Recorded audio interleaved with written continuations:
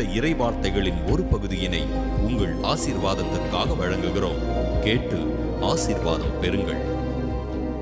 2 கொரிந்தியர் 12 9-10 வசனங்களை வாசிக்க கேட்போமா? 2 கொரிந்தியர் 12 9-10. அதற்கு அவர், என் கிருபை உனக்கு போதும், பலவீனத்திலே என் பலம் பூரணமாய் விளங்கும் என்றார்.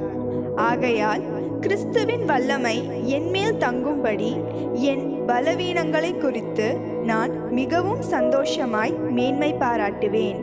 அந்தபடி நான் பலவீனமாய் இருக்கும் போதே பலமுள்ளவனாய் இருக்கிறேன்.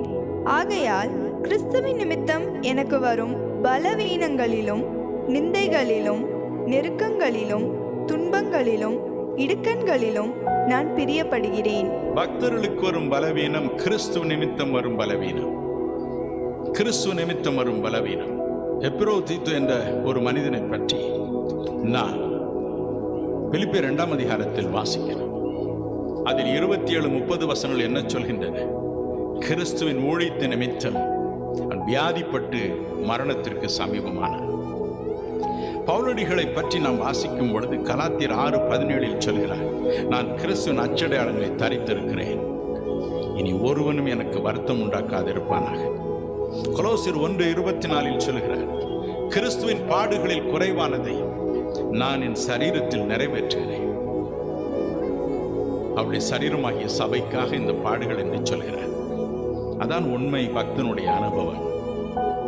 He will never shirk his responsibility.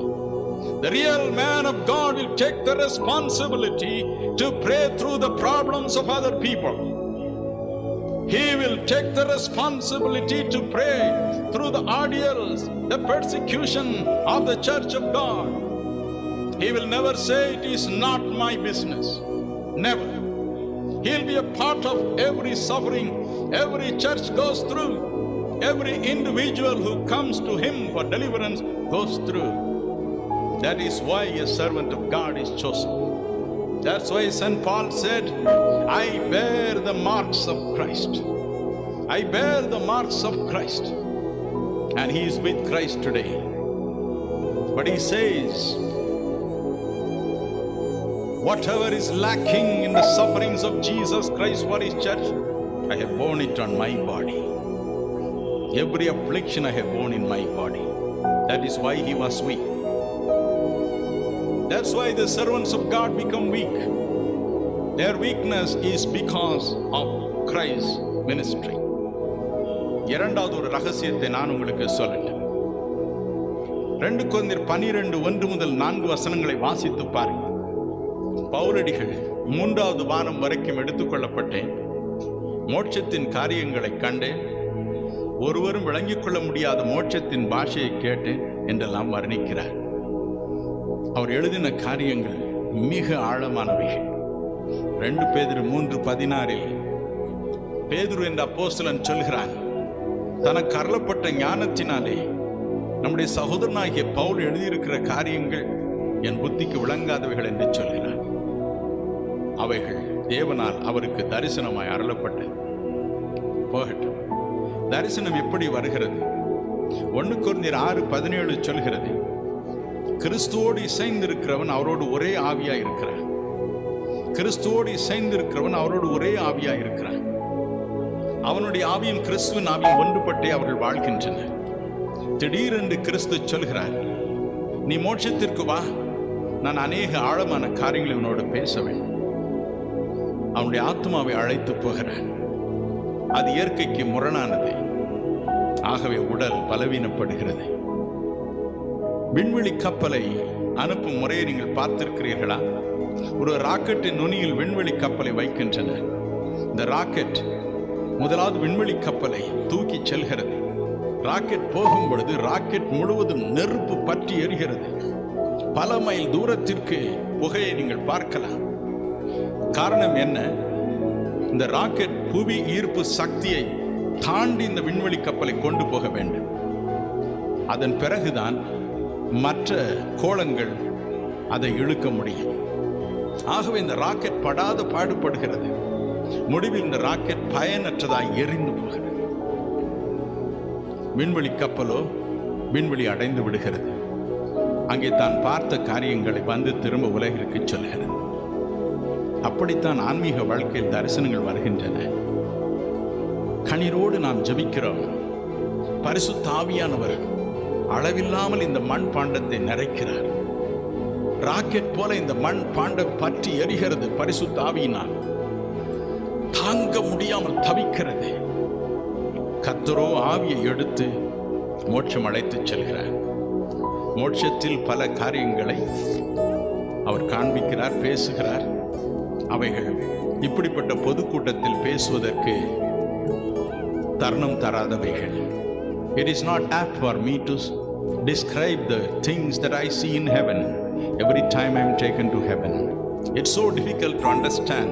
But unless a man has a vision of heaven, unless he knows what kind of God he has in heaven, unless he walks with God and talks with God, unless he is in touch with heaven all the time, he cannot preach with authority. He cannot help the people.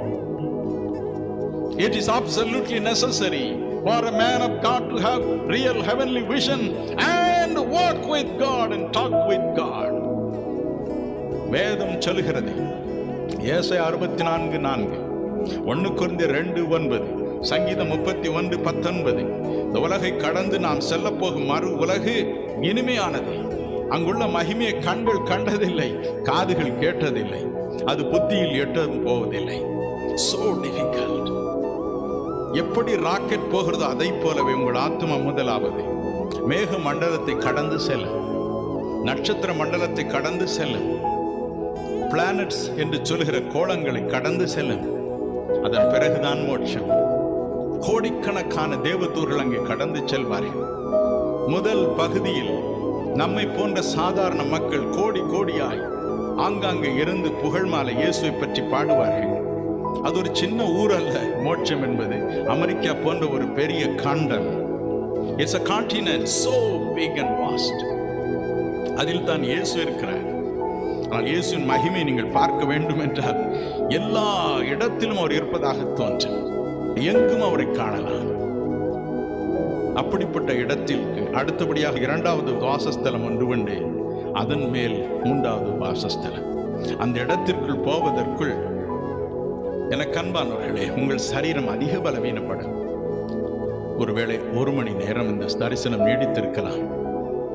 நீங்கள் மாம்சத்தில் இருக்கிறீர்கள் என்பது சில சமயம் கர்த்தர் மறந்து போவார், பேசிக்கொண்டே இருப்பார்.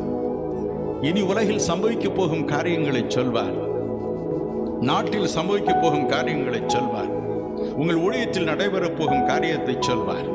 எனக்கு அன்பானவர்களே, ஆனால் இந்த 1 மணி நேரம் 1.5 மணி நேரம் கழித்து திரும்ப இந்த மண்ணான உடலுக்கு திரும்பி வரும் பொழுது இந்த உடல் பலவீனம் அடைந்திருக்கும், உடலெல்லாம் வேர்த்திருக்கும்.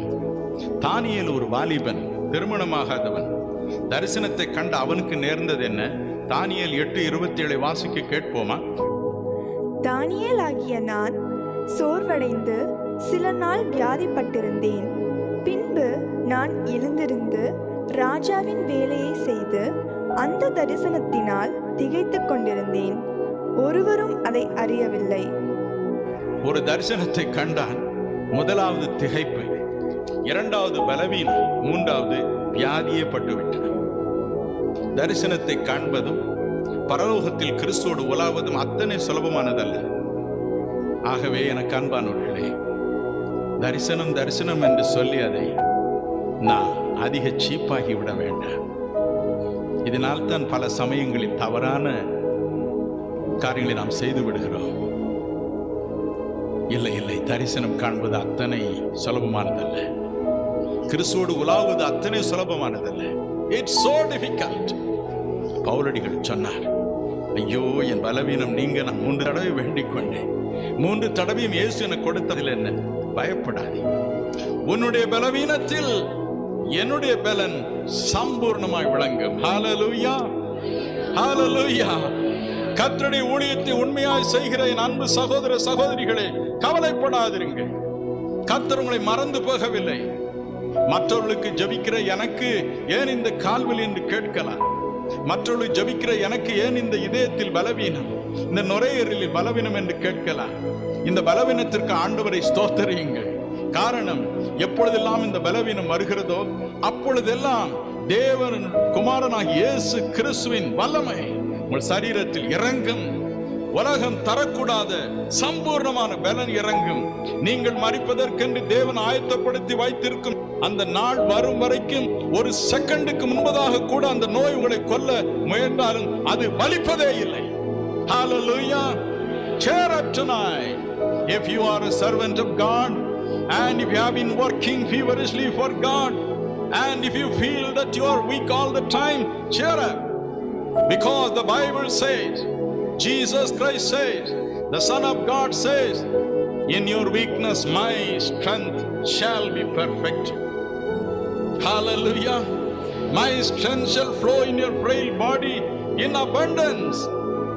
Paul says that strength is much better than the natural strength, so I would prefer to be weak all the time. Hallelujah. In Philippians chapter 4 and verse 13, this great apostle says, I can do all things by the strength that comes from Jesus Christ. என்னை பலப்படுத்துகிற கிறிஸ்துவினாலே எல்லாவற்றையும் செய்ய எனக்கு பலன் உண்டு என்று பவுலடிகள் பிலிப்பியர் 4:13 சொன்னார். கவலைப்படாது, சம்பூர்ணமான பலத்தை தருவார். எப்பொழுதெல்லாம் நம் பலனில் குறைவு ஏற்படுவதோ அப்பொழுதெல்லாம் அப்படி செய்வார். கவலைப்படாதீர்கள். காதோர்க்கும் நின் கேட்பான், காத்திரிக்கும் நின் சந்நிதியில். காதோர்க்கும் நின் துவனி கேட்பான், காத்திரிக்கும் நின் சந்நிதியில்.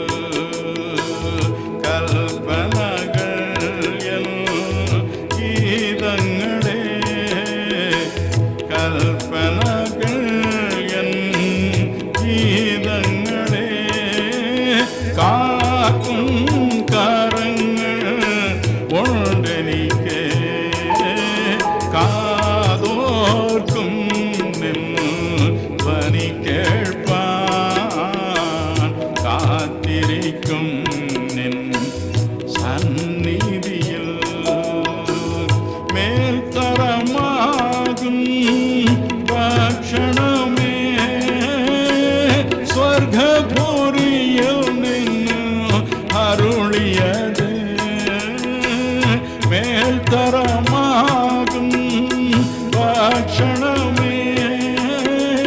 ஸ்வர்கபுரியில்